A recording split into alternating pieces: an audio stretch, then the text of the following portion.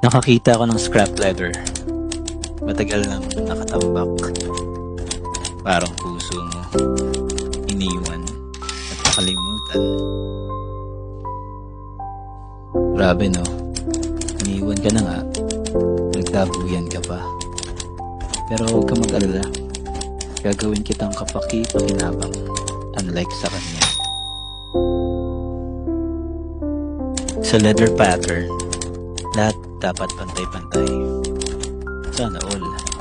Kasi sa love life, minsan ikaw na nga nag-a-adjust, hindi pa rin tama.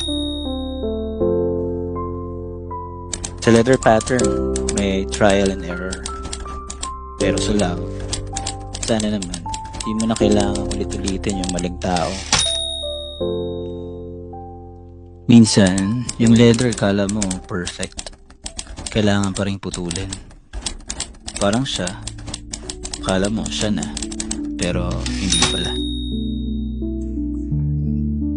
Ang leather, hindi yan takot sa blade. Sana ikaw rin. Huwag matakot putulin yung hindi na bagay sa'yo.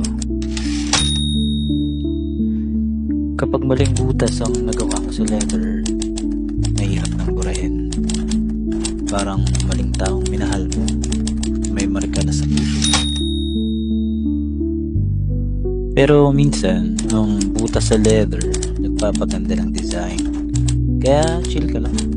Yung mga butas sa puso mo, magagamit din yan sa masterpiece ng buhay mo. Ang mga butas sa leather, parang mga luhang iniyak mo yan. Akala mo nasayang, pero sila palang nagkonekta sa lahat.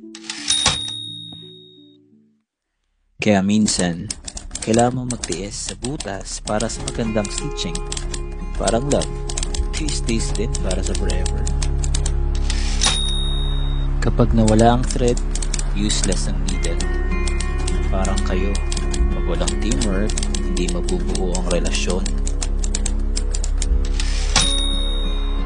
Ang needle at thread, minsan nagbubuhol-buhol, pero sa huli, nagagamit din. Parang kayo, laging magulo, pero meant to be pala. Yan, cutting the last thread. Parang yung last goodbye. Pero using a lighter, parang baka pwede pa. Baka naman may konting spark pa. Sana ganyan lang kabilis mag-move on, no? Parang buckle. Kahit ilang beses tanggalin, madali lang ibalik. Yung buckle mo, hindi takot mag-hold on. Sana lang, siya rin.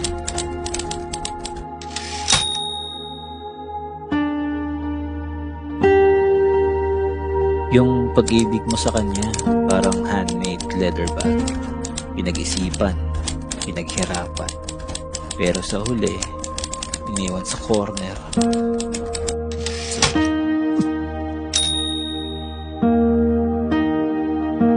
Nagpipigpig leather lang.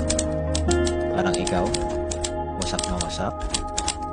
Pero sa tamang mga kamay, pwede kang maging obra. Char.